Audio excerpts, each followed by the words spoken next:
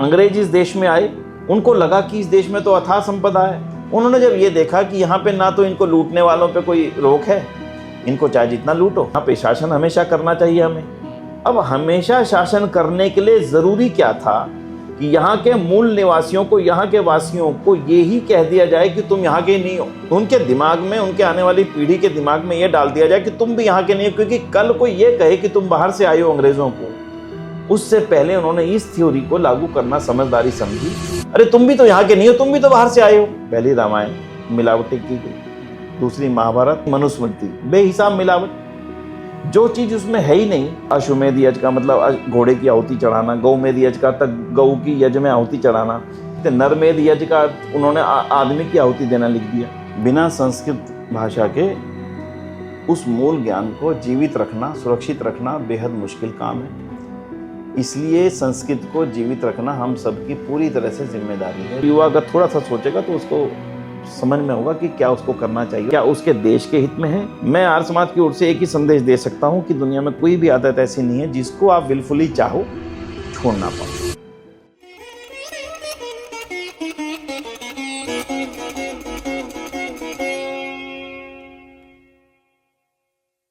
नमस्ते, संगम टॉक्स के और एक परिवेशन में आप लोगों का स्वागत है। और हम लोग के साथ आज मौजूद हैं श्री विनय आर्य जी, जो आर्य प्रतिनिधि सभा दिल्ली के मैनेजर जनरल सेक्रेटरी हैं। और आपका बहुत बहुत धन्यवाद सर, धन्यवाद। आप समय निकल के हम लोग के साथ आज आ पाए। आर्य समाज के बारे में जो यंग जनरेशन है वो कितना जानते हैं? हम लोग बोलते हैं कि ये India is a civilisational state rather than a nation state. जो सनातन कल्चर है, ये सनातन के साथ आर्य समाज का जो रिश्ता है उसके ऊपर आपका क्या धारणा है सर? देवाशीष जी, आर्य समाज और सनातन जो शब्द हैं, अगर उन दोनों को एक हद तक पर्यायवाची कहा जाए तो कोई बहुत बड़ी दिक्कत नहीं होगी। मूल रूप से पर्यायवाची नहीं है, लेकिन सनातन यानी कि हमेशा से रहने वाला और हमेशा रहने वाला, और आर्य जब मनुष्य की सृष्टि बनी आरंभ में, वो जो मनुष्य आरंभ में इस संसार में आए उनको आर्य ही कहा गया। इस दृष्टि से मैं कह सकता हूँ कि जब से सनातन संस्कृति का वर्तमान में जन्म कह लें, जन्म तो शब्द इसलिए नहीं बोलना चाहिए क्योंकि वो जन्म लेती नहीं, हमेशा से ही रहती है, तो तभी से आर्य शब्द मनुष्यों के लिए प्रयोग किया गया। तो सनातन शब्द जो अपने आप में बहुत कुछ कह रहा है। अक्सर इस रूप में 3 शब्दों का उपयोग होता है: पुरातन, नूतन, सनातन। पुरातन का मतलब पुराना, आप कोई कहेगा 10 साल, 20 साल, 100 साल, 5,000, 1000 साल, 2000 साल, लेकिन पुराना, लेकिन कोई उसका सर्टेन टाइमिंग है पुराने का। नूतन का मतलब अभी आया, 2 दिन, 4 दिन, 10 दिन, 20 दिन, 50 दिन, मतलब कुछ दिन। आधुनिक सभ्यता भी कह देते हैं, तो अब भी उसको 100-200 साल को भी आधुनिक सभ्यता बोल लिया जाता है। लेकिन फिर इन दोनों शब्दों से सनातन अलग कैसे? तो सनातन अलग ऐसे है कि सनातन जो हमेशा से है और हमेशा रहेगा, और जिसमें कोई किसी भी प्रकार का कोई बदलाव आने वाला नहीं, वो सनातन कभी भी नहीं आएगा, ना आया ना आएगा। और जब पहले से था, कब से था, अनंत काल से कब तक रहेगा, अनंत काल तक, उसका नाम सनातन। इसलिए आर्य संस्कृति जो है, यानी कि वैदिक संस्कृति, यानी वेद सनातन है, इसलिए वेद की संस्कृति सनातन है। वेद के आधार पर जीवन जीने वाले का नाम आर्य, इसलिए आर्य भी सनातन है। तो इसलिए आर्य समाज जो है, ये तो एक सोसाइटी का नाम है निश्चित रूप से, लेकिन आर्य समाज कोई अलग से कोई वर्ग, अलग से कुछ ऐसा चीज नहीं है जिसके लिए अलग से कोई व्याख्या की जाए। वेद के आधार पर अपने जीवन जीने की इच्छा रखने वालों के संगठन का नाम आर्य समाज, और वेद के आधार पर संसार सुखी रह सके इसके लिए प्रयास करने वालों के संगठन का नाम आर्य समाज। मूल रूप से इसको हम इसलिए इस रूप में कह सकते हैं। तो आर्य समाज के इतिहास लिखने की जब बात आई तो ये हुआ कि कब से लिखा जाए। तो 1875 में महर्षि दयानंद सरस्वती ने आर्य समाज की स्थापना की, तो विचार हुआ कि 1875 से लिखा जाए। पर उन्होंने सोचा कि नहीं ये तो गलत होगा, क्योंकि आर्य समाज की स्थापना का विचार तो ऋषिदान के मन में कुछ समय पहले आ गया था, तो वहाँ से शुरू होनी चाहिए जब उनके मन में विचार पैदा हुआ। फिर आया कि नहीं, उनकी जब शिक्षा पूरी हुई थी, अब तभी से उनके मन में विचार आया था, तो इसलिए जब उनकी शिक्षा मथुरा में गुरु विजयानंद जी से पूरी हुई तब से लिखा जाए। फिर उनके मन में विचार आया कि इतिहास लिखने वालों के इंद्र विद्या वाचस्पति लिखते हैं जो स्वामी श्रद्धानंद के सुपुत्र हैं। फिर उन्होंने मन में विचार किया कि आर्य संस्कृति तो पूर्व में भी थी, महाराजा राम आर्यपुत्र, श्री कृष्ण आर्यपुत्र, तो इसका मतलब आर्य संस्कृति तो तब से थी, तो फिर हम आज से कैसे इसको कह सकते हैं। तो फिर उन्होंने मन में विचार किया कि जब से सृष्टि आरंभ हुई तब जो मनुष्य का जन्म हुआ, मनुष्यों के जन्म के समय उन मनुष्यों को आर्य कहा गया, इसलिए उसी की संस्कृति का नाम आर्य संस्कृति थी और उन्हीं के समाज का नाम आर्यों का समाज था। इसलिए जब से सृष्टि बनी, आर्य समाज का इतिहास तो मूल रूप से वहीं से लिखा जाना चाहिए, क्योंकि वो मूल रूप से आर्यों का समाज था। इसलिए मैं कह सकता हूँ कि सनातन संस्कृति और आर्य समाज मूल रूप से एक ही हैं, उन दोनों में कोई मूल रूप से अंतर नहीं है। आज के सामाजिक जो अंडरस्टैंडिंग, कॉमन अंडरस्टैंडिंग है, उसके हिसाब से आर्य ये जो शब्द है, ये वाला प्रश्न इसी से आया कि आर्य लेके जैसे कुछ दिन पहले अम्बेडकर जयंती गए, तो एक समाज में हम लोग के विभाजन किया गया है और उसी विभाजन में ये आर्य शब्द बहुत अहमियत रखता है, क्योंकि आर्य शब्द को लेके एक डिवीजन क्रिएट किया गया है और एक सोसाइटी का एक सेक्शन को आर्य माना जाता है और दूसरे सेक्शन को उनसे विपरीत करके दिखाया जाता है।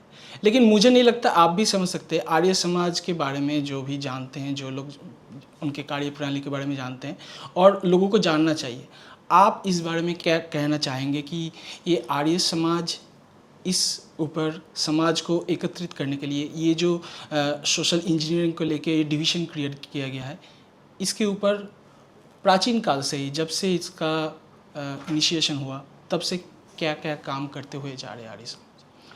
वर्तमान में एक अलग कम्युनिटी को यूज़ किया जाने वाला शब्द और उससे अलग वालों को एक विभाजनकारी बताना, और उसके लिए आर्य इन्विजन थ्योरी जो कभी हमारे बीच में इंट्रोड्यूस कर दी गई कि इस देश के मूल निवासी आर्य नहीं हैं, ये तो बाहर से आए थे, उन्होंने यहाँ पर आकर के अपना राज्य जमा लिया और यहाँ के जो मूल लोग थे उनको मारपीट करके भगा दिया। ये मोटे तौर पे ये थ्योरी बोली जाती है। किसी भी स्थान के नामकरण से उसका बहुत कुछ अनुमान हो जाता है। कोई भी नाम है तो उसके पीछे अनुमान हो जाता है इसके में रहने वाले लोग कौन होंगे। चाइना है तो पता है कि चीनी लोगों का निवास स्थान है चीनी, अमेरिका तो अमेरिकन लोगों का निवास स्थान है। कहीं भी लेंगे तो लगभग आपको इस रूप में देखने को मिलेगा। अब जब भारत की हम बात करते हैं तो भारत का वर्तमान नाम भारत है, बीच में हिंदुस्तान रहा, काफ़ी लंबे समय तक उपयोग होता रहा, इंडिया भी रहा। लेकिन अगर हम उससे पूर्व में जाएंगे तो देखेंगे इसका नाम क्या था। किसी भी उल्लेख में, किसी भी अभिलेख में भारत से पहले इसका नाम आर्यवर्त के अलावा कुछ भी नहीं रहा। इस भारत भूमि का जिसमें अभी हम निवास करते हैं, जो भारत का नक्शा, इससे दाएं और बाएं बढ़ा करके ले लें ईरान तक और इधर की तरफ म्यांमार, इंडोनेशिया, जावा, सुमात्रा, लाओस और ये सब चीज़ें ले लें तो पूरा आर्यवर्त जिसका नाम था हिमालय के नीचे ये पूरा क्षेत्र में फैला हुआ। आर्यों से आवर्त यानी आर्यों से आच्छादित, भरा हुआ। जब ये नाम ही आर्यवर्त था इसका, तो ये थ्योरी का कोई कहीं से कहीं तक भी कुछ भी सेंस नहीं रह जाता कि आर्य लोग बाहर से आए थे। 5 लाख साल पहले मर्यादा पुरुषोत्तम श्री राम इसी धरती पर हुए। पूरे इतिहास में जब उनका रामायण पढ़ते हैं तब उनकी माता उनको आर्यपुत्र के नाम से बुलाती हैं, हे आर्यपुत्र। अब अकेला एक शब्द का संबोधन आपको बता देता है कि आर्यपुत्र का मतलब उस समय आर्य जो वो लोग थे वो आर्य थे। बात यहाँ पे आती है कि आर्य कौन थे। तो आर्य वो थे जो ईश्वर द्वारा दिए गए वेद ज्ञान के आधार पर जीवन जीते थे। ईश्वर ने वेद ज्ञान दिया कि इसके आधार पर जियो और आप सुखी रहोगे। लेकिन कुछ लोगों को वो मंजूर नहीं था, उसमें मुश्किल होती थी, उस समय उस अनुशासन में रहने में मुश्किल होती थी। उन्होंने अपने आप को वेद से थोड़ा सा अलग किया तो उनका नाम अनार्य हो गया। भाई अनार्य हैं, ये वेद के विपरीत चलते हैं, ये अनार्य हैं। आस्ता आस्ता वो अनार्य शब्द बदल करके अनाड़ी शब्द जो समाज में हमारा अक्सर उपयोग होता है, वो अनार्य शब्द से ही वो अनाड़ी शब्द बन गया। अनाड़ी मतलब वेद को ना जानने वाला, सीधी सी बात है। वेद को जानने वाला आर्य और वेद को ना जानने वाला अनार्य, ये 2 वर्ग बने। इसके अलावा कोई वर्ग था ही नहीं हमारे यहाँ पर। और नेचुरली जो वेद के आधार पर जीवन नहीं जीता था उसको समाज से अलग कर देने का एक क्रम था। भैया तुम नहीं जी सकते हो। आज भी तड़ी पार करना जिसको कहते हैं, कोई ज़्यादा अपराधी हो जाता है तो कोर्ट कहती हुई तुम दिल्ली में रहने लायक नहीं हो, तुम बाहर जाके रहो। आज भी कानून बने हुए हैं। उस समय भी कानून थे कि जो वेद के आधार पर एक समाज है, अच्छी परंपरा से चल रहा है, सब कानून अनुशासन से चल रहा है, चार लोग खड़े होते नहीं मैं तो नहीं मानूंगा, तो सभी लोग व्यवस्था से कहते थे भैया तुम अगर इसके हिसाब से चल सकते हो तो चलो, नहीं तो तुम्हें अलग जाके रहना पड़ेगा। तो उसको अलग करने से ही अनेक देशों का जन्म हुआ। वो आज का पूरा विषय नहीं है, अगर वो होता तो एक अलग से हमें मालूम होता कि दुनिया में अलग अलग देशों के जन्म किस कारण से हुए हैं। तो आर्यों की संस्कृति का ये देश था, इसी देश में वेद का प्रादुर्भाव हुआ, इसी धरती पर, यहीं से ज्ञान और विज्ञान की हर शाखा का विस्तार हुआ। हर शाखा को इतना विस्तार ऋषि मुनियों ने दिया। एक एक ऋषि ने अपना पूरा जीवन लगा लगा के वेद के किसी एक छोटे से छोटे सिद्धांत के ऊपर पूरा पूरा जीवन लगा करके पूरी पूरी व्याख्याएं की। उन व्याख्याओं के आधार पर नए नए ज्ञान, नए नए उपक्रम आरंभ हुए, वो सब आगे बढ़ता रहा।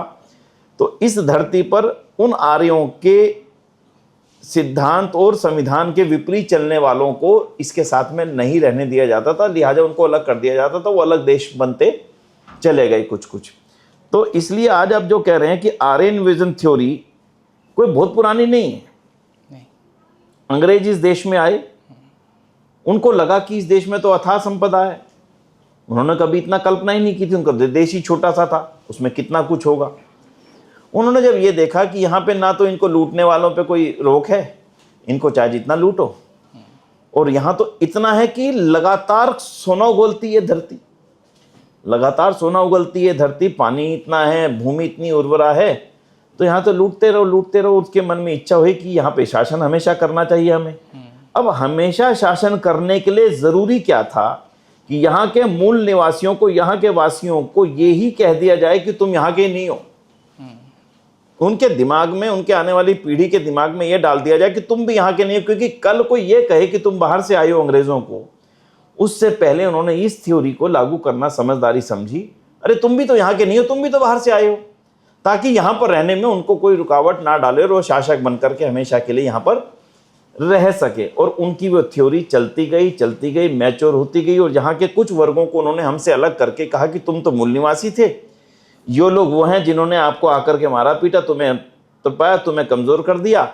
इस तरह से दो वर्गों को अलग करके वो अपनी सत्ता को अनवरत लंबे समय तक चलाए रख सकें। इस सारे के सारे कोर्स का मैं कहूँगा कि निर्माण अंग्रेजों की उस नीति के चलते हुआ, और हमें वही पढ़ाया गया और हमारे बच्चे वही पढ़ते चले गए, समेत हमने भी उसी चीज को पढ़ा। महर्षि दयानंद सरस्वती जी के सामने प्रश्न आया, उन्होंने एकदम से इस बात को नकार दिया कि ये देश मूल रूप से किसी भी सूरत में आर्यों का ही है। उन्होंने इस थ्योरी को पूरी तरह से नकारा कि आर्य लोग बाहर से नहीं आए थे, वो इसी धरती के मूल निवासी थे। यहीं पर उनका ज्ञान विज्ञान विकसित हुआ, यहीं पर विश्वविद्यालय विकसित हुए, यहीं पर उनका समाज विकसित हुआ, यहीं पर उनकी संस्कृति विकसित हुई, यहीं पर सारा साहित्य विकसित हुआ। कोई कारण ही नहीं है कि इनको बाहर का बताया जाए। जब उन्होंने वो प्रश्न उठाया तो एक समाज में चर्चा छिड़ी इस बात की, क्या ये ठीक कह रहे हैं?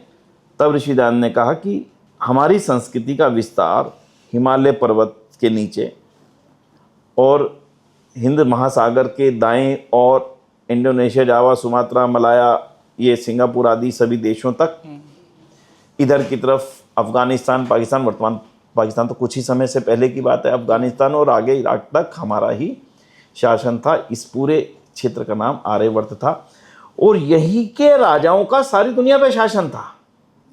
ये उन्होंने पहली बार हमें बताया कि यहीं पर रहने वाले राजाओं का सारी दुनिया के अलग अलग क्षेत्रों में बसने वाले राज्यों के ऊपर आधिपत्य था। महाभारत काल में जाके देखें, महाभारत काल में दो वर्ग बन गए हमारे भाइयों में, पांडव और कौरव। उस समय तो कोई था नहीं, सारे आर्य ही थे। कौरवों के सब तरफ भी और पांडवों की तरफ भी, दोनों एक ही जाति के थे, दोनों में कोई जाति भेद था नहीं। आधी दुनिया के राजा एक तरफ से लड़ रहे हैं, आधी दुनिया के राजा एक तरफ से लड़ रहे हैं। मजबूरी थी, जानते थे इन दोनों में से कोई एक जीतेगा, एक तरफ खड़ा रहना जरूरी था। ये इस बात को दर्शाता है, ऋषिदान की उस बात को, कि उन्होंने कहा कि हमारे देश के चक्रवर्ती सम्राटों का सारी दुनिया पे शासन था, सारे मांडलिक राजा इन्हीं के अंतर्गत शासन करते थे। यानी उस समय के गौरव काल को उन्होंने उस समय दर्शाया। तो वो स्पष्ट करता है कि आर्यों के चक्रवर्ती सम्राटों का ही शासन सारी पृथ्वी पर था। तो फिर बाहर से कौन कहां से आया? जब सारी दुनिया पर ही हमारा शासन था तो बाहर से कोई कैसे आएगा? और सांस्कृतिक दृष्टि से जो हमारे ऐतिहासिक ग्रंथ हैं, महाभारत और रामायण, ये मूल रूप से अगर देखें तो दो ऐतिहासिक ग्रंथ हैं जिनमें प्राचीन समय के इतिहास का एक वर्णन है। उन दोनों ही इतिहास के वर्णनों में सारी जो उनके नगर हैं, उनके शहर हैं, उनके राजा हैं, उनके प्रजा, सारे इसी देश के हैं। चाहे वो अयोध्या नगरी हो, चाहे वो कुरुक्षेत्र नगरी हो, चाहे वो हस्तिनापुर हो, सारे के सारे इसी देश की। तो फिर हम ये कैसे कहें कि बाहर से आए थे? हाँ, पाठ्यक्रम बनाया गया। पाठ्यक्रम बनाने का मकसद ये था, अंग्रेजों ने कभी सोचा नहीं था, उन्होंने सोचा था आस्ता आस्ता 2, 4, 5 पीढ़ी बाद हमारा ये पाठ्यक्रम प्रसिद्ध हो जाए। हो भी गया देखा जाए तो। और उनके पाठ्यक्रम प्रसिद्ध होने के कारण से हमारे अंदर ये भावना पैदा हो गई कि हम तो शायद बाहर से आए हैं, और हमारे अंदर वो भाव ही नहीं जगा कि ये देश हमारा है। ऋषिदान ने जब इस बात को कहा कि ये तो देश तुम्हारा है, तब जाकर के वो भाव जगे, एक नई ऊर्जा जगी, नई इच्छा शक्ति पैदा हुई। और उसी इच्छा शक्ति का बल था कि हम केवल 75 साल बाद, ऋषिदान के आर्य समाज की स्थापना करने के 75 साल बाद हमारा देश आज़ाद हो गया। इसलिए मैं ये कहता हूँ, इस थ्योरीज को बनाने वालों की अपनी नियत थी, जिस नियत के चलते उन्होंने इस थ्योरीज को डेवलप किया था। ये हमारा दुर्भाग्य है कि उस थ्योरी के चलते हमारे भारत में फूट पैदा हो गई। फूट पैदा करने वालों की तब भी इच्छा वही थी, इनको बांटे रखो, अपना शासन करते रहो, अपना एजेंडा लागू करते रहो। आज भी उन फूट डालने वालों के पीछे मंशा एक ही है कि हम भारतवासी एक ना हो जाएं, दोनों के अंदर एक भाव बना रहे, हम तो वहां से आए थे, और उनके मन में भाव बना रहे हमारे मूल निवासी हम हैं, इन्होंने हमारे देश पर आकर के कब्जा किया। ये आपस में लड़ें, और लड़ करके हमेशा, ऋषिदान कहते हैं जब आपस में भाई भाई लड़ते हैं तो तीसरा विदेशी आकर पंच बन बैठता है। उनकी लाइन है। उनकी मंशा आज भी यह है कि आपस में भाई भाई लड़ें और हम फिर से इस देश के ऊपर अपना अधिकार कर सकें। तो आर्यन इन्वेजन थ्योरी आज के यूथ को इसकी गहराई को बेहतर ढंग से समझने की कोशिश करनी चाहिए कि ये शायद सबसे झूठी थ्योरियां जो दुनिया में हैं उनमें से एक ये भी है, जिसका कोई सिर और कोई पैर है ही नहीं, कहीं से कहीं तक भी नहीं है। इसके लिए अनेक ग्रंथ लिखे गए। हमारे आर्य समाज के बहुत उच्च कोटि के विद्वान स्वामी विद्यानंद सरस्वती जी, उन्होंने आर्यों का आदि देश, बहुत अच्छा ग्रंथ है उन्होंने लिखा। स्वामी संपूर्णानंद जो उत्तर प्रदेश के बहुत योग्य विद्वान और शायद चीफ मिनिस्टर भी रहे, उन्होंने भी इसके ऊपर बहुत अच्छा ग्रंथ लिखा कि ये देश जो है आर्यों का ही है। तो मैं समझता हूँ कि आज के नौजवान को उन षड्यंत्रों को समझना चाहिए जिन षड्यंत्रों के चलते वो इस देश को समाप्त करने की इच्छा और मंशा रखते थे अंग्रेज। तो आज के नौजवान, आज के यंग जनरेशन जो है, आप भी, मैं दर्शकों को कहना चाहता हूँ कि आप यंग जनरेशन के एम्पावरमेंट के ऊपर बहुत काम कर रहे हैं, और वो लोग जो समझते हैं वो है साइंटिफिक रीजनिंग। आपकी अनुमति से मैं ये कहना चाहता हूँ कि Aryan invasion theory has got totally debunked, क्योंकि जो लिंग्विस्टिक लेवल में, आर्कियोलॉजिकल लेवल में, और हम लोग के स्क्रिप्चुरल लेवल में जहाँ पे भी है, वेद में भी हम लोग देख पाएंगे कि जो आर्यंस थे उनको का माइग्रेशन पाथ जो था वो दर्शाता है कि east towards west, from east to west. तो अगर बाहर से कोई इन्वेट कर रहा है तो वेस्ट के साइड से कर रहा है, एक नैरेटिव चेंज हो गया। जो आर्कियोलॉजिकल फाइंडिंग्स मिले हैं उसमें से ही बहुत सारे बुक्स हैं, बहुत सारे स्कॉलर्स हैं। हम लोग के चैनल में भी आप लोगों को बहुत सारे ऐसे टॉक्स मिल जाएंगे जहाँ पे विश्लेषण पूरी तरीके से किया गया है, आप समझ सकते हैं। यंग जनरेशन को मैं कहूँगा कि वो देखे वो सब, और वो समझे कि Aryan invasion theory how wrong it is. लेकिन आप ये तो एक गया, और आपकी ये बहुत ही अच्छा ये एक्सप्लेनेशन, मुझे तो ये समझ में आया कि आर्य समाजी होना ज़रूरत नहीं है, वही ऑल इंडियंस आर्य है। तो आर्य समाज के रूट्स एंड रिलेवेंस उसी से पता चलता है कि आप लोग आज के यूथ के लिए क्या क्या काम कर रहे हैं अभी। तो इस बारे में सर थोड़ा सा देखिए, उससे पहले ये बताना ज़रूरी है, क्योंकि आपने अपनी अपनी बातचीत में कहा कि साइंटिफिक तरीके से आज का यूथ सोचना चाहता है, और अगर उसको अपने जिज्ञासा के उत्तर साइंटिफिक नहीं मिलेंगे तो उनको वो मानना छोड़ देगा। अनेक नौजवान हमें अभी ऐसे मिल जाते हैं जो आज के समय में, दुखद है पर है तो क्या कर सकते हैं, उनका मानना यह है कि रामायण और महाभारत इज़ अ मिथ। उन लोग का एजुकेशन, हम लोग का एजुकेशन सिस्टम ही ऐसे बनाया गया है। ना, मैं इसे थोड़ा सा डिफ़र करूँगा। ज़रूर सर।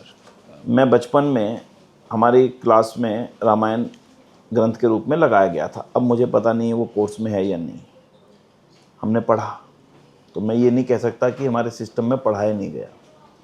अगले वर्ष महाभारत लगाया गया, मैंने वो भी पढ़ा, लेकिन दोनों ही चीज़ों में मन में प्रश्न पैदा हुए और उन प्रश्नों का समाधान मुझे उस समय नहीं मिला। मन में ये प्रश्न पैदा हुए कि हनुमान बंदर थे, मन में ये प्रश्न पैदा हुए कि एक बंदर पूरी लंका को आग कैसे लगा सकता है। अब युवाओं के मन में भी प्रश्न पैदा हो जाता है, ये उसको सही उत्तर देने वाला कोई नहीं होता, उसका उत्तर यही मिलता है कि नहीं उस समय होता था। आज के समय में कोई कैसे लॉजिकली इसको स्वीकार करेगा, और ये हो रहा है।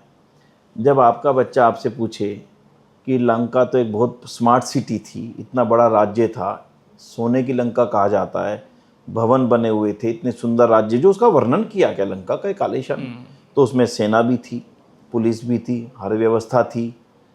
तो जब हनुमान लंका जला रहे थे तो उनको पकड़ा क्यों नहीं किसी ने? ऐसे कैसे कोई ही मैन हो सकता है कि वे कुछ भी कर जाए?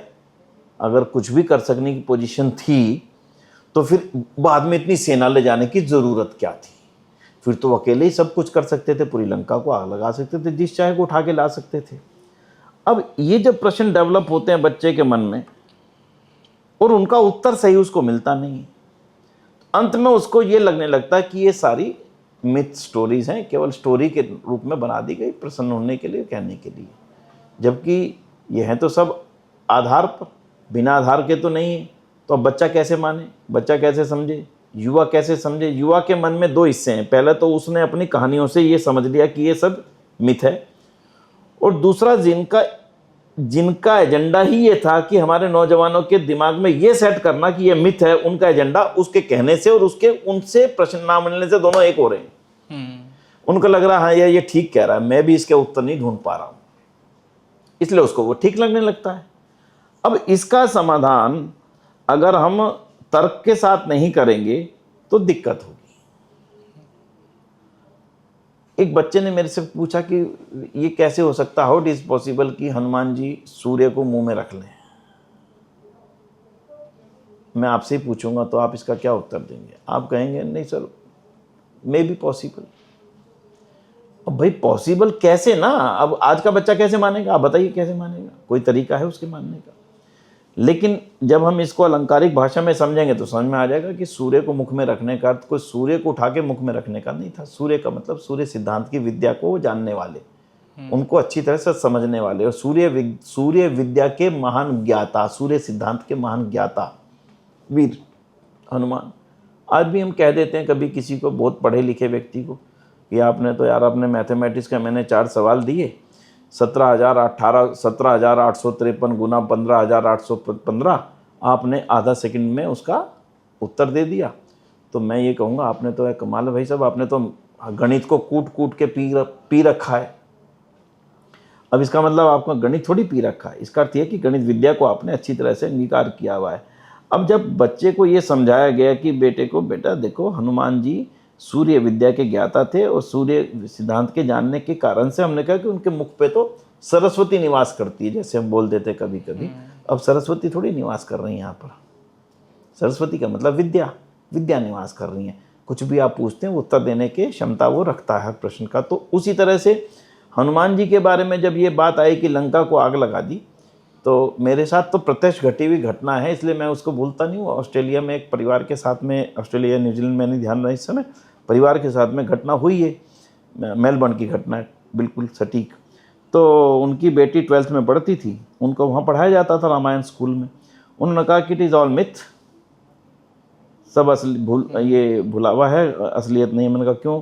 बोले वही जो मैंने भी आपसे कहा कि हनुमान जी वहाँ लंका में गए, उन्होंने आग लगा दी, सारे जलने लगी, कोई पकड़ने वाला नहीं था। हाउ इट इज़ पॉसिबल, किसी ने पकड़ा भी नहीं और फिर वापस भी आ गया आराम से। तो फायर ब्रिगेड भी होगी, पुलिस आर्मी सब कुछ हो गया, वो अकेला कैसे कर लेगा। तो मैंने उसको समझाया कि आग लगाने का अर्थ ये नहीं है जो दिखाया जा रहा। आग लगाने का अर्थ अलंकारिक अर्थ है, उस अलंकार में इसको लेना पड़ेगा। परिवार के अंदर विवाद करवा देने वाले को भी क्या कहा जाता है? घर का वेदी। आग लगा देने वाला। अच्छा। आपके परिवार में आपका अच्छा भला काम चल रहा था, दो भाइयों के बीच में एक व्यक्ति ने आकर के आपके मन में शंका डाल दी कि आपके पिताजी ये सारी संपत्ति इनको देना चाहते हैं, दूसरे भाई के मन में शंका डाल दी तुम्हारी माता सब कुछ इसको देना चाहती है। अब तक उनके आपस में प्यार था, लेकिन शंका डाल दी आपस में। अब जो एक दूसरे से शक की दृष्टि से वो देखने लगे। एक दिन भेद खुल गया कि तुम्हें ये किसने बोला? उसने बोला उस व्यक्ति ने बोला। फिर उसने तेरे को किसने बोला? बोले उसी ने बोला। उसको बुला के बढ़ाया, फिर उसको कहा थप्पड़ मार के, अच्छा तू ही हमारे घर में आग लगा रहा था। अब हनुमान जी ने देखा जाए तो किया क्या था? हनुमान जी ने देखा कि लंका तो बड़ी मजबूत स्थिति में है, इसको जीतना आसान नहीं है, इसको हराना बड़ा कठिन है, सेना भी चाहिए लेकिन भेद भी चाहिए। भेद लेने के लिए उन्होंने देखा, पता लगाया कि इनका भाई इससे नाराज बैठा है, तो इसे सबसे पहले उसी के ऊपर काम किया जाए। विभीषण के पास जाकर के कहने लगे देखो भाई, तुम्हारा साथ दोगे तो हम रावण को मार के तुम्हें यहाँ का राजा बनाएंगे। अब वो घर में आग लगा दी, इसको कहते हैं घर में आग लगाना। दो हिस्सों में लंका बट गई, एक विभीषण के साथ, एक रावण के साथ। विभीषण ने सब बता दिया, यहाँ पे इतना बारूद रखा, यहाँ इतना गोला रखा, यहाँ इतनी सेना रखी, यहाँ पे गोदाम है, यहाँ पे तो ये हथियार है, उसकी ये कमजोरी है, उसकी ये कमजोरी है, सारा कुछ उसने बता दिया। अब इसको आग लगाना कहा गया। अब जब आप इस रूप में समझेंगे तो आपको लगेगा बात तो ठीक ही है, लेकिन जब तक आप उसी रूप में समझते रहेंगे चीज़ समझ में नहीं आएगी। अब बच्चे की क्या गलती, नौजवान की क्या गलती इसको गलत मानने में? ऐसे 1 2 4 10 20 50 नहीं है, हजारों प्रकरण ऐसे हमारे यहाँ पर भर दिए गए। अभी पिछले दिनों में मुझे एक माता मिली, वो बोली कि मेरी बेटी अमेरिका में रहती हैं। मैंने उसको कहा कि बेटा गायत्री मंत्र पढ़ा करो, तो वो कहने लगी कि इतना क्रोधित हो गई कि मेरे से आप संस्कृत में कुछ भी बोलने के लिए मत कहो, मैं नहीं पढ़ूंगी बिल्कुल भी। क्यों नहीं पढ़ोगी? अरे संस्कृत में मनुस्मृति के अंदर महिलाओं के लिए, लड़कियों के लिए इतना कुछ नेगेटिव लिख दिया गया, ढोल गंवार शूद्र पशु नारी ये सब ताड़न के अधिकारी। हैरानी की बात है भाई, उसके अंदर ये किसने भाव भरा? मैं जो आपको कहना चाह रहा हूँ, नौजवान के मन पे नेगेटिव लगातार भरा जा रहा है, नेगेटिव नैरेटिव पूरी तरह से उनके दिमाग में डाला जा रहा है, लेकिन उसकी सच्चाई बताने के लिए कोई नहीं है। तो आर्य समाज के लिए मैं इतना कह सकता हूं कि आर्य समाज इन सब विषयों के ऊपर अवेयर है और सही स्थिति बताने की स्थिति में है। आज के समय में हमारे 4 ग्रंथों को बहुत खराब किया गया। पहली रामायण मिलावटें की गई, दूसरी महाभारत मिलावटें की गई, तीसरी मनुस्मृति बेहिसाब मिलावट, जो चीज़ उसमें है ही नहीं। मनुस्मृति एक तरफ लिख रही है यत्र नार्यस्तु पूजन्ते रमन्ते तत्र देवता, यानी जहाँ नारी की पूजा होती है वहीं देवता निवास करते हैं। उसी मनुस्मृति में आगे चल के ये कैसे लिखा हो सकता है कि ढोल गवार शूद्र पशु नारी ये सब ताड़न के अधिकारी? ये कहने वाला कोई नहीं कि भाई मनुस्मृति में तो जो श्लोक हैं वो संस्कृत में है। यत्र नार्यस्तु पूजन्ते रमन्ते तत्र देवता, ये श्लोक तो संस्कृत में है, और ढोल गवार शूद्र पशु नारी ये किस भाषा में भैया? लेकिन ये बताने वाला ही कोई नहीं है। चल रहा है नैरेटिव एजेंडा, चल रहा है, वो दिमागों में भर रहा है वो। इसलिए नौजवान का दोष नहीं है बिल्कुल भी। उसको जो दिखाया जा रहा है, उसको जो पढ़ाया जा रहा है, उसको जो बताया जा रहा है, वो उसी को ठीक मान करके अपना माइंड मेकअप कर रहा है। अगर उसको सही स्थितियां बताई जाएं तो मुझे लगता है कि किसी रूप में भी नौजवान जो है वो गलत दिशा में नहीं जाने वाला किसी हालत में भी, बशर्ते कुछ ऐसी टॉक्स हों जिन टॉक्स में नौजवान अपने ऐसे प्रश्नों को उठाएं जो उनको भारतीय संस्कृति पर लगता है कि गलत है। तो मुझे लगता है कि ऐसा कोई भी प्रश्न नहीं होगा जिसका समाधान भारतीय इतिहास में ना हो। गलत बता दिया गया, कह दिया गया कि राम सीता को छुड़वा करके वहाँ से लाए, लंबी लड़ाई करके इतने 1000 सैनिक मर गए, इतना विनाश हो गया और आकर के सीता माता को छोड़ दिया। अब ये तो बड़ा नेगेटिव भैया। अब आज की बेटी किसी से पूछो तो बोले उससे तो अच्छा रावण था। एक वीडियो मैंने देखा सोशल मीडिया पे, उसमें एक बेटी कह रही है कि राम और रावण में से मुझे पति बनाना पड़े तो मैं रावण को बनाऊंगी। क्यों? उसने देखो छुआ नहीं उसको, ठीक है लाया, इच्छा थी विवाह की, लेकिन उसने वहाँ रखा सम्मान से सारी व्यवस्था की, लेकिन छुआ नहीं बिल्कुल भी जब तक उसकी अनुमति ना हुई। तो उससे तो बेकार राम थे, छुड़वाया और जाकर के वहाँ पर छोड़ आए, जंगल में छोड़ दिया। तो अब ये बताने वाला नौजवान को होना आज ज़रूरी है। भाई जंगल में नहीं छोड़ा, वो उत्तरकांड जितना भी बनाएगा वो मिलावट का कांड है, उसका आधार ही नहीं है रामायण से। एक फ्लो चला आ रहा है कहानी का, उस फ्लो में राम अयोध्या वापस आ गए और वो फ्लो मोरलेस खत्म हो गया, आगे का उनका शासन। लेकिन उसमें उन्होंने उसको सीता माता को बाढ़ छुड़वा करके एक नया विवाद पैदा कर दिया कि धोबी की बात को सुन करके, अरे को राजा इतना मूर्ख तो नहीं हो सकता कि किसी की भी बात सुन करके अपने परिवार की जो सबसे बड़ी उनकी भार्या है सीता माता है, जिनका वो सम्मान कर रहे हैं, जिनके लिए वो सारी लड़ाई लड़ रहे हैं, जिनके पूरी रामायण लड़ी जा रही है, उनको जाकर के छोड़ देंगे। लेकिन क्योंकि लिख दिया, क्या लिखा किन्होंने? जो हमारे ग्रंथों को खराब करना चाहते थे। महाभारत के अंदर भी इसी तरह की मिलावटें, गीता के अंदर भी इसी तरह की मिलावटें, और मनुस्मृति के अंदर तो मिलावटों की हद हो गई।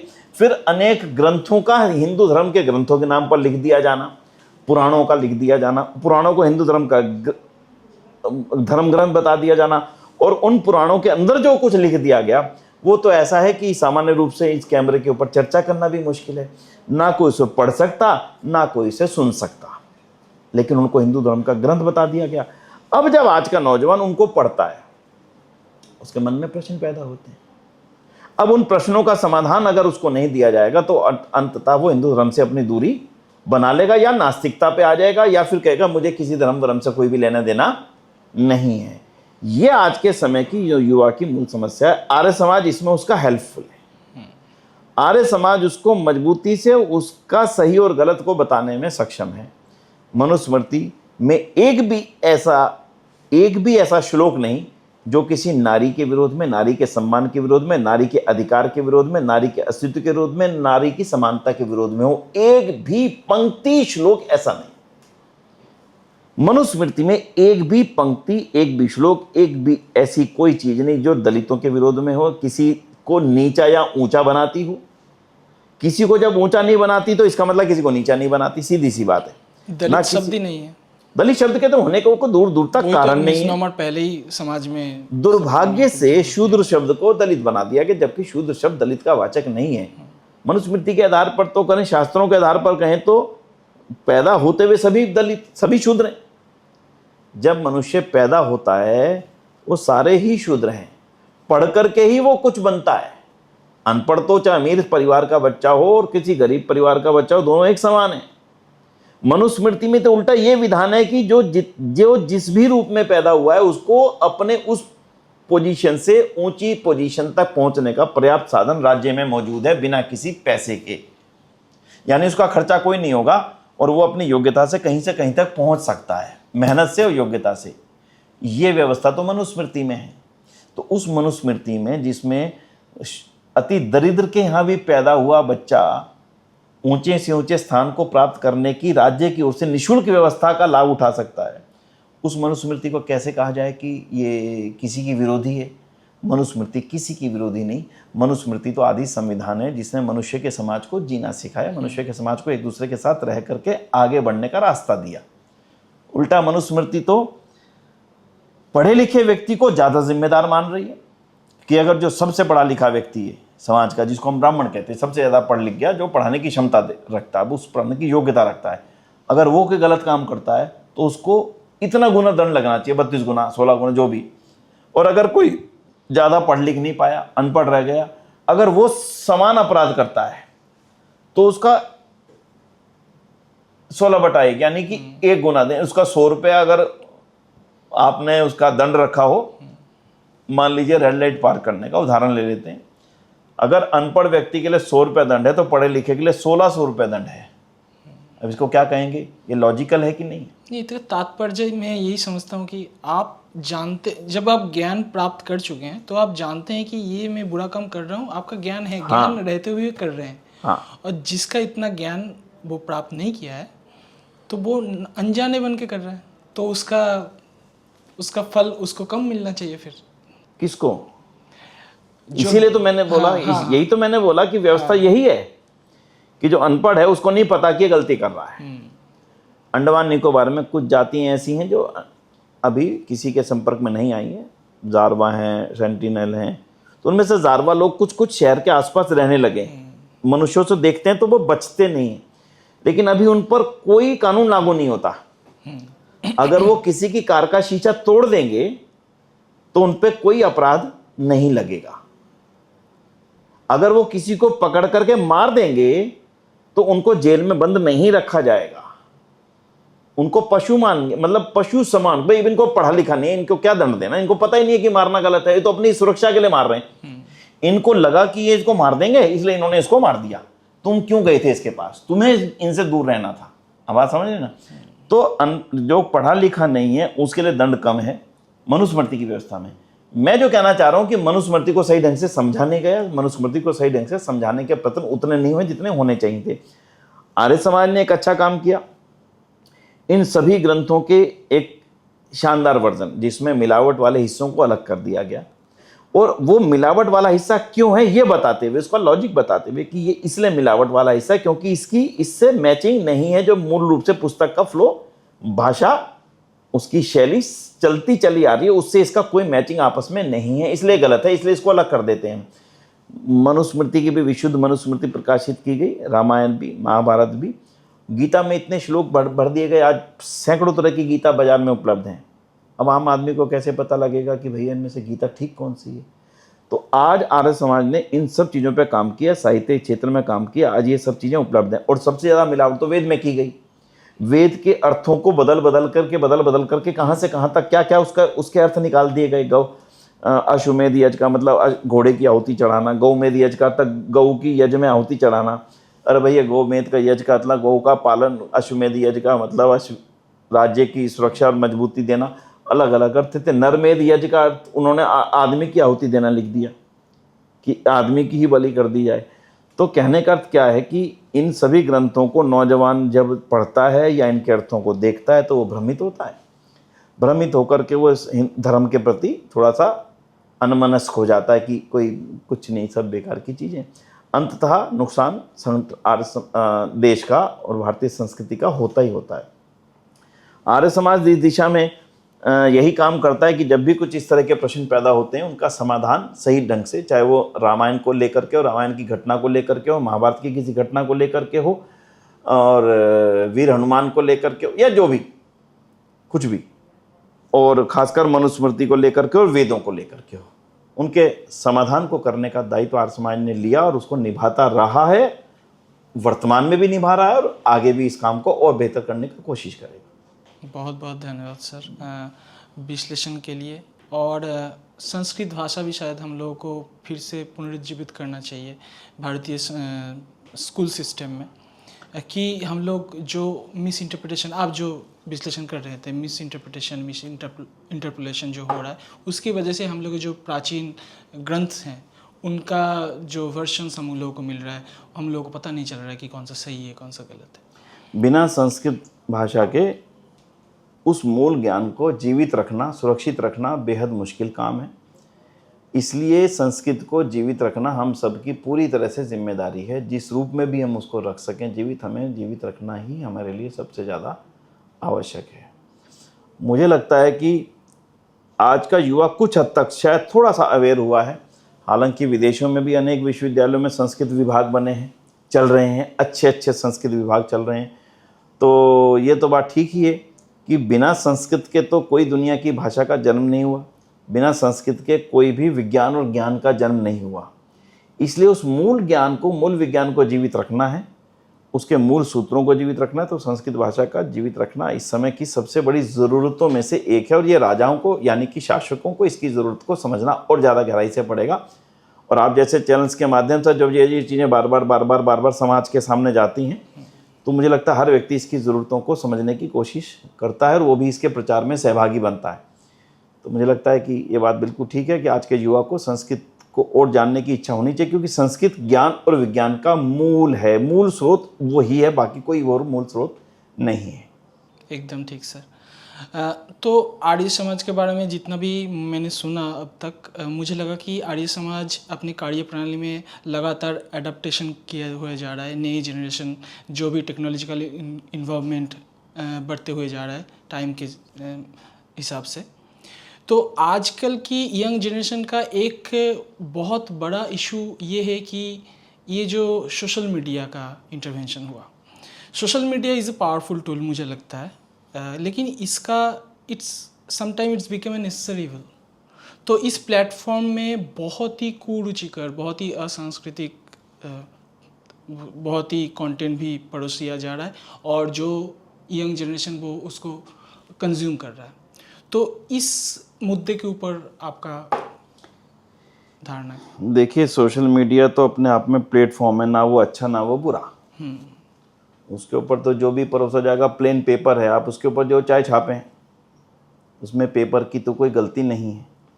तो सोशल मीडिया भी अपने आप में एक प्लेटफॉर्म है, उसके ऊपर जो कहे जो चीज़ परोसने वालों का एजेंडा है।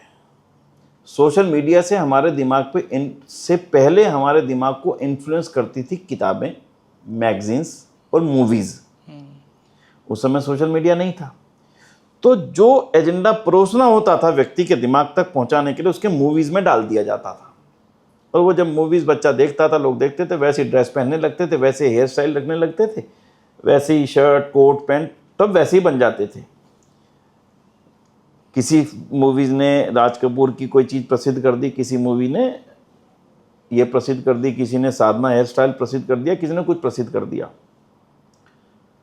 और उसको फॉलो करते थे। अब वो स्थिति लगभग सोशल मीडिया ने उसको स्थान उसने ले लिया। मूवीज़ भी चल रही हैं, अपना एजेंडा वो परोस रहे हैं, लेकिन अब सोशल मीडिया ने उसका स्थान ले लिया। नौजवान को किसी भी चीज़ को देख करके ये समझना ही पड़ेगा कि आखिर ये परोसा क्यों गया, आखिर ये किसने परोसा, क्यों परोसा। अभी एक मैं प्रोग्राम देख रहा था किसी का, कैसे एजेंडा परोसा जाता है सोशल मीडिया से, युवा को ये समझना पड़ेगा। उसमें लिखा था नकली शादियों का बढ़ रहा है ट्रेंड, और ये एक विचारधारा के बढ़ाने के लिए जो चैनल चल रहे हैं, जिनमें मैं वायर का नाम ले सकता हूँ और BBC का नाम ले सकता हूँ, वायर के साथ एक और है उसी टाइप का एक चैनल उनका एक और भी है, उसमें इस तरह के एजेंडे उनसे परोसे जाते हैं। मैंने कहा ये कभी नहीं हो रहा हमारे समाज में, कोई ट्रेंड नहीं है, लेकिन ये परोसा जा रहा है ताकि ये ट्रेंड बन जाए, ये मार्केटिंग स्ट्रेटजी है। तो मैंने उसको समझा, उसमें क्या था कि कुछ लोग नकली शादियां कर रहे हैं। नकली शादियां क्या मतलब, वो टेंट बुक कराते हैं, वैसे ही का वैसा पंडाल लगाते हैं, वैसी बारात होती, पर दूल्हा और दुल्हन नहीं होते। अच्छा, तो मैं कहा ये क्या हो रहा भाई। अब उसमें कहीं नहीं लिखा कि फलाना व्यक्ति कर रहा है, उसने यहाँ करी, कहीं नहीं है उसमें, केवल दिखाया गया फिक्ची से बना करके कि ऐसे ऐसे नकली शादियों का बढ़ रहा है इंडिया में ट्रेंड। अब जो व्यक्ति देखेगा वो अपने दोस्त से चर्चा करेगा, भाई ऐसे ऐसे ट्रेंड बढ़ रहा है, हम भी करें क्या। फिर दूसरा करेगा, अच्छा चलो करते हैं बात, आज शाम को मिलेंगे ना तब बात करेंगे। यार वो मैंने देखा आज वीडियो, नकली शादियों का बढ़ रहा है ट्रेंड, उस दिमाग में एजेंडा परोसा। फिर चलो यार बड़ा नहीं तो छोटा करते हैं, चलो पार्टी करेंगे, उसमें कहेंगे एक बारात आएगी, आधे लोग उसमें आधे लोग उसमें, एक ये ट्रेंड बन गया। मतलब पहले कुछ नहीं था, उस परोसने वाले ने चीज को परोसा, दूसरे ने उसको समझा, आपस में बातचीत करी और नई चीज शुरू हो गई। ऐसे ही हमारे समाज के अंदर बेहद बीमारियां परोसी गई, हमें पता नहीं लगा कि वो कब हमारे बीच में आ गई। हमारे इस सोशल मीडिया के माध्यम से परोसा गया कि बच्चों की आवश्यकता नहीं है, व्हाट इज़ द यूज़। आज ही मैंने एक वीडियो देखा, छोटा सा वीडियो था, केवल 20 सेकंड का। एक लेडी कार में बैठ रही है, उससे पूछा कि क्या बात, इतने दिन हो गए आपकी संतान नहीं है। बोले नहीं है। बोले विलफुल, यस विलफुल। तो उसने बोला फिर बुढ़ापे में कौन आपकी सेवा करेगा। तो बोल रही है कौन सा ये बुढ़ापे में सेवा करने का जिम्मा बच्चों का है, मेरे पेंशन बेनिफिट्स और सोशल जो स्कीम्स हैं उनसे करूँगी, ओके बाय। निकल गई अपनी कार में बैठ के। लेकिन इस 20 सेकंड के वीडियो ने एक लड़की और लड़के के दिमाग में क्या डाला कि there is there is a space of no child policy, दिमाग में भर दिया। सोशल मीडिया पे कौन सी चीज किस चीज के लिए डाली जा रही है, नौजवान को इस बात को समझना तो पड़ेगा। और वो जब गहराई से समझेगा उसको समझ में आ जाएगा कि कुछ शक्तियां हैं जो हमारे दिमाग को डाइवर्ट करना चाहती हैं, उसी तरह के वीडियोस बना बना करके डालना उनका पेशा है, उनकी ज़रूरतें, उनका एजेंडा है। अगर वो इसको समझ गए तो वो उससे भटकेंगे नहीं, उससे वो चार्ज नहीं होंगे। और अगर वो भी उसी फ्लो में बह गए तो मुझे लगता है उनका एजेंडा पूरा हो जाएगा, जिन जिन लोगों का एजेंडा भारत को पूरी तरह से समाप्त कर देना है। नशे को पहले परोसा गया, दिखाया गया कि बड़ा आदमी, बड़ा व्यक्ति, सोसाइटी में इज्जत रखने वाला व्यक्ति शराब पीता है, सिगरेट पीता है।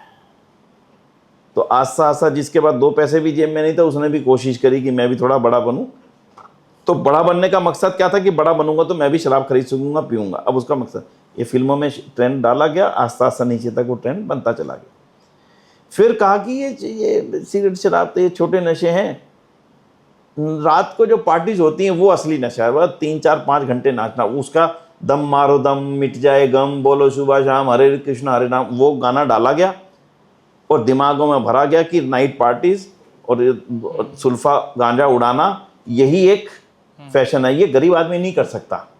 तो उसने अमीरी का मतलब यही समझ लिया।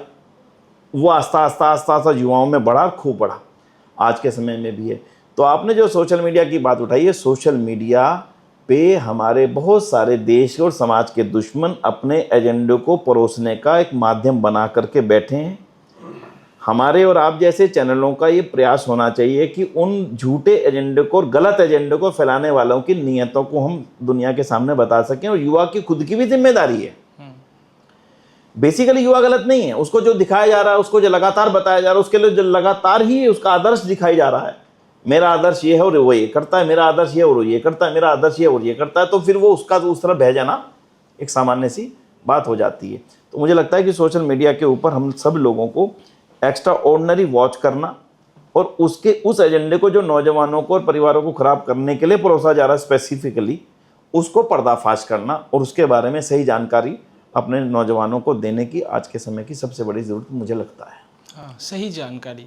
मुझे लगता है कि हम लोग सब आर्य हैं और बहुत भाग्यशाली है कि इस आर्यवर्त, इस भारतवर्ष में जन्मे हैं।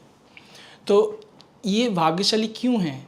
क्योंकि हम लोगों का जो सिविलाइजेशनल वैल्यूज़ है उसका प्रोफाउंडिटी इतना है, जो नॉलेज हम लोगों को मिलता नहीं है हम लोग के एजुकेशन सिस्टम से, या फिर हम लोग कभी सामाजिक प्रथाओं में हम लोग तो अपने संस्कृति को पालन करते हैं, जितना संस्कृति भी हम लोग पारिवारिक तरीके से हम लोग को मिलता है, लेकिन फिर भी उससे भी आगे जो वैदिक नॉलेज जिसके ऊपर आप काम कर रहे हैं, यूथ इनिशिएटिव के ऊपर, वो जानने के बाद हम लोगों को पता चलेगा कि it's not about luxury, it's not about wealth, also you got to know the civilizational values, and that when you find the profound pride about your existence and to this of this nation. तो sir, तो vision of the future and the initiative empowering youth, तो जो भी initiatives आर्य समाजी लेते हैं, आप ले रहे हैं, तो आपका vision for the future for the youth, because they are the future of the और जो विज़न 2047 हम लोग के प्रधानमंत्री भी बोलते हैं, और जिसके ऊपर काम भी चल रहा है, तो आर्य समाज इसके ऊपर क्या क्या काम कर रहे हैं? देखिए, आर्य समाज इसमें मुख्य रूप से 4 बिंदुओं पे काम कर रहा है। पहला, यूथ का जो सोचने समझने का तरीका है वो पूरी तरह से भारतीय संस्कृति के आसपास हो, जो पूरी तरह से आधुनिकतम संस्कृति है, पिछड़ी नहीं है, एकदम ही नहीं, बेहद आधुनिक संस्कृति अगर कोई है दुनिया में तो भारतीय संस्कृति है। आप कल्पना करके देखिए ना, लाखों साल पहले एक बेटी को यह अधिकार है कि वो अपना वर खुद चुने अमंग्स कई लोगों के देख करके, ये कैसा, ये कैसा, ये कैसा। इसको क्या कहेंगे? ये छोटी आधुनिकता है। ये तो पूरे विश्व में आज भी कहीं पूरी तरह से अधिकार नहीं देती। सीता को अधिकार था कि वो देखे जितने राजा आए हैं, उनके गुणों को जाने, उनको समझे, उनके शरीर शोष्ठव को, उनकी कलाओं को देख करके फिर कहे कि हाँ मैं इससे विवाह करना चाहती हूँ। ये संस्कृति भारत की थी। लक्ष्मण और राम एक साथ वन में है, सीता माता साथ है, लक्ष्मण 14 वर्ष तक भी अपनी भाभी के दर्शन नहीं कर रहे हैं, इसको क्या कहोगे? ये कोई छोटी संस्कृति का पाठ था? आज के समय की व्यवस्था को देखें और उस समय की देखें तो क्या कहेंगे? ये इसको आधुनिकतम कहेंगे कि इसको पिछड़ापन कहेंगे? ये तो नौजवानों पे छोड़ता हूँ मैं। लेकिन भारत की सांस्कृतिक परंपराएं जितनी भी रही, उनके पीछे एक एक के पीछे विज्ञान था, छोटे से छोटी चीज़ के पीछे पूरी तरह से विज्ञान था। इसलिए भारत का नौजवान उस संस्कृति पे पहले गर्व करे, ये आर्य समाज का एक एजेंडा है। और वो गर्व तब करेगा जब उस संस्कृति के सही पहलू उनके सामने रखे जाएंगे। दूसरा, भारत का हर नौजवान ऊपर उठ सके। आर्थिक रूप से अक्षम है तो उसको आर्थिक रूप से योगदान देना, बौद्धिक रूप से अक्षम है तो उसको उसमें आगे बढ़ाने की प्रेरणा देना, और जीवन में कुछ आगे बढ़ कर के कार्य करना चाहता है उसमें सपोर्ट करना। तो आर्य समाज के बहुत सारे प्रोजेक्ट्स ऐसे चलते हैं जिसमें उन नौजवानों को हम हर प्रकार से सपोर्ट करते हैं। बहुत नौजवानों के मन में जो मैंने अभी जो जिन चीज़ों की हमारी मूल चर्चा हुई है, हमारे वेदों के प्रति और वैदिक संस्कृति के और वेद के ग्रंथों के प्रति जो नकारात्मक के भाव कोई भर देता है, अन्य मतावलंबी भर देता है और वो उधर झुक जाता है, तो उनको दूर करने के लिए भी हमारा आर्यवीर दल, हमारी आर्यविनायक दल और आर्य समाज के बहुत सारे संगठन हैं जो युवाओं के साथ उनके टच में रहते हैं और उनके मन की शंकाओं को दूर करने के पीछे काम करते हैं। तो हमारा आर्य प्रतिभा विकास संस्थान है, जो बच्चा आगे बढ़ना चाहता है उसको सपोर्ट करना, IAS बनना चाहता है उसको सपोर्ट करना, आगे कंटिन्यू पढ़ाई रखना चाहता है उसमें इकोनॉमिक सपोर्ट करना, उनको छात्रावास देना, अनाथ बच्चों को जिनके माता पिता नहीं है, दुर्भाग्य से किसी भी कारण से उनको आश्रय देना, उनकी पढ़ाई की व्यवस्था करना, बड़े होने पर उनका विवाह आदि करना, और इसी तरह से और गुरुकुल सिस्टम चलाना जिसमें गरीब से गरीब परिवार का बच्चा भी उसी रूप में शिक्षा ग्रहण कर सके। वो सब चीज़ें आर्य समाज पूरी तौर पर कर रहा है, आज भी कर रहा है। सर, आज की यूथ के लिए आपका कोई संदेश? केवल एक, ये देश अद्भुत देश है, इसकी संस्कृति बहुत अद्भुत है, और शायद मैं ये कहूँगा कि संस्कृति ही मूल रूप से इस देश की है, जिसका विकृत रूप कहीं ना कहीं बदलता बदलता पूरी दुनिया में फैला, क्योंकि मनुष्य सभ्यता का जन्म इसी देश में हुआ, इसी धरती पर हुआ। वेद रूपी ज्ञान का जन्म भी इसी धरती पर हुआ। सारी दुनिया उस वेद ज्ञान के मोतियों को लेने के लिए इसी धरती पर आती थी, इसीलिए इसको विश्वगुरु कहा जाता था, क्योंकि सारी दुनिया यहीं पर पढ़ने के लिए आती थी। बड़े से बड़े विश्वविद्यालय हमारी धरती पर थे। विश्वविद्यालय इस धरती पर होने का कारण ही ये था कि ज्ञान विज्ञान का जो जितने भी स्रोत थे अलग अलग गुरुकुलों में अलग अलग ऋषियों के माध्यम से अलग अलग विषयों पर, सब मूल रूप से यहीं पर सुरक्षित थे। हमारे अथाह पुस्तकालय इसी कारण से थे कि हमने सब चीज़ों को संजो करके रखा था। तो इस सबसे पहला तो मेरा संदेश है कि भारतीय संस्कृति पर पूरी तरह से निर्भर होकर गर्व करे। मन में कोई विचार ऐसा आता है जो उनको लगता हो कि ये गलत है, उसके ऊपर क्वेश्चन करे, चिंतन करे। और विरोधियों और षड्यंत्रकारियों ने जिन्होंने लंबे समय तक भारत के ऊपर शासन किया, अब उनकी इच्छा यही है कि ये दोबारा से शासन करें। उन्होंने शासन किया, उनको लगा कि ऐसा तो देश ही नहीं देखा कभी, इतना उर्वरा देश तो दुनिया में कहीं और नहीं है। तो अब किसी भी कारण से हमारे शहीदों ने उसको हमें आज़ादी कराई और उनको इस देश से वापस भेजा, लेकिन अब नीयत उनकी फिर से यही है कि हम इनके ऊपर शासन दोबारा से करें।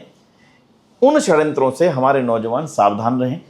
खासकर विवाह के बारे में हमारे 3 इस समय जो सबसे, मैं समझता हूँ सबसे बड़ी चिंताएं जो इस समय है, युवा की विवाह करने की आयु का बढ़ना, ये इस देश के लिए घातक है, इस समाज की व्यवस्था के लिए घातक है, भयंकर घातक है। थोड़ा नहीं, युवा को आराम से बैठ के धैर्य से थोड़ी देर के बाद यार सोचना चाहिए। दूसरा, विवाह करने के पश्चात संतान में देरी होना, 2 साल 3 साल 4 साल 5 साल, और उसके पश्चात में शारीरिक हमेशा शरीर साथ नहीं देगा, दिक्कतें आ सकती हैं, आ रही हैं। इसीलिए IVF को हम जाल बिछता हुआ देख रहे हैं, अलग विषय, इसके ऊपर कभी फिर से चर्चा हम करेंगे। तीसरा, संतान की इच्छा ना होना, और दूसरा जो पहले विषय था विवाह की आयु लेट होने में, एक विषय जुड़ गया कि विवाह की इच्छा ना होना। ये चारों जो विषय हैं वो आने वाले समय में, हिंदू समाज की बात ना करें, हम हिंदुस्तान की बात करें, भारत की बात करें, तो उसके लिए बहुत ही नकारात्मक पहलू है। युवा को इन दोनों विषयों पर गहराई से सोचना चाहिए। और मनुष्य इस संसार में दे करके जो जाता है वो केवल संतान दे के जाता है। बाकी तो सब मेरे आने से पहले था, मेरे जाने के बाद भी रहेगा। मैंने नया अगर कुछ ऐड ऑन नहीं किया तो ये मुझे लगता है कि मैंने इस संसार को कुछ नहीं दिया। अगर मैं इस संसार को कुछ दे के जा पाता हूँ तो केवल और केवल वो अच्छी संतान है।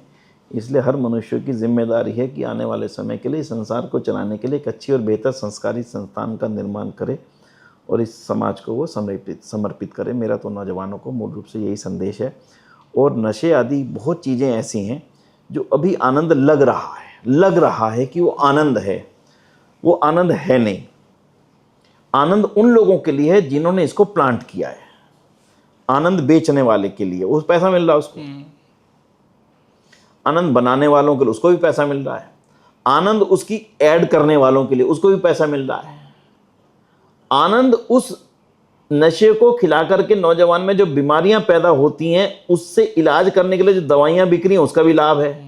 यानी कि एडवर्टीजमेंट करने का लाभ, बेचने वाले का लाभ, बनाने वाले का लाभ, दवाइयां बेचने वाले का लाभ। नुकसान है तो केवल और केवल दोनों रूप में, धन के रूप में भी और शरीर की कीमत के रूप में भी उस युवा का ही है। सोच करके फिर जो इच्छा उसको करे। किसी को रोक पाना आज के समय में मुश्किल है, पर थोड़ी देर के लिए जो रेड लाइट पे लिखा होता है look, stop, look and go, रुको, थोड़ा सा सोचो, फिर जो विचार आए उसके हिसाब से चलो। मैं नहीं समझता कि युवा अगर थोड़ा सा सोचेगा तो उसको समझ में होगा कि क्या उसको करना चाहिए और क्या नहीं करना चाहिए, क्या उसके देश के हित में है, क्या उसके समाज के हित में है, क्या परिवार के हित में और क्या खुद उसके हित में है। कुछ आदतें ऐसी हो जाती हैं, एक बार डल जाएं, छूटना मुश्किल हो जाता है। मैं आर्य समाज की ओर से एक ही संदेश दे सकता हूं कि दुनिया में कोई भी आदत ऐसी नहीं है जिसको आप विलफुली चाहो छोड़ ना पाओ। छोड़ दी। स्वामी श्रद्धानंद का बहुत बड़ा उदाहरण है। आज तो हमारा विषय नहीं है। स्वामी श्रद्धानंद के जीवन में जितनी बुराइयां थी उनको समझ में आ गया कि गलत हैं, हर चीज़ छोड़ी जो एक हो सकती है। किसी एक अमीर परिवार के नौजवान, बिगड़े हुए नौजवान के अंदर जितनी भी गलत आ वो सब उसमें थी, सब छोड़ी, अलग व्यक्तित्व का निर्माण हुआ, एक विलक्षण व्यक्तित्व के रूप में वो दुनिया में छा गए। इसलिए मैं ये नौजवान को मेरा यही संदेश है, हर चीज़ को करने से पहले 1000 बार सोचें। ऐसा तो नहीं कहीं कम किसी के परोसे गए एजेंडे का पात्र ना बन रहे हो, किसी के परोसे गए किसी विचारधारा के अंतर्गत बह करके अपना ही हानि, अपने देश की हानि, समाज की ना कर रहे हो। मुझे लगता है कि सोचेंगे तो एक अच्छा हर नौजवान एक अच्छा अपना समाज को कुछ ना कुछ दे सकने की स्थिति में रहेगा। इन्हीं शब्दों के साथ में मैं बहुत बहुत धन्यवाद सर, आपको फिर से टाइम निकाल के यहाँ पे हम लोग के बहुत आभार। सभी को नमस्ते।